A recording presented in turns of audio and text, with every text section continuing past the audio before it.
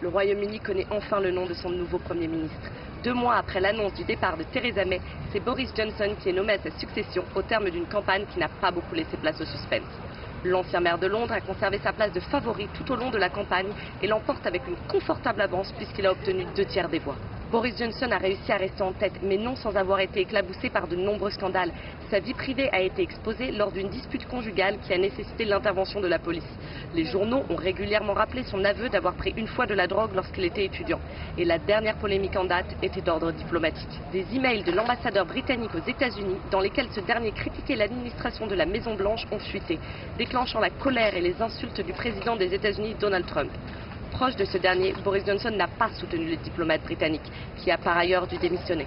Son concurrent Jeremy Hunt n'aura donc pas réussi à rattraper son retard, malgré des performances saluées lors du débat télévisé et de ses interventions auprès du parti. Il a eu du mal à faire oublier son bilan décrié de ministre de la Santé, mais ce qui l'a le plus limité, c'est qu'il avait initialement voté contre le Brexit. Son passé de Remainer explique en grande partie le manque de confiance des partisans du Parti conservateur en sa capacité à finaliser ce chapitre de l'histoire de l'Angleterre.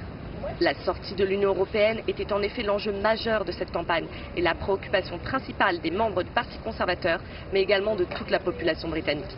Boris Johnson a été très clair sur ce sujet. Le Royaume-Uni doit sortir de l'Union européenne le 31 octobre, avec ou sans accord.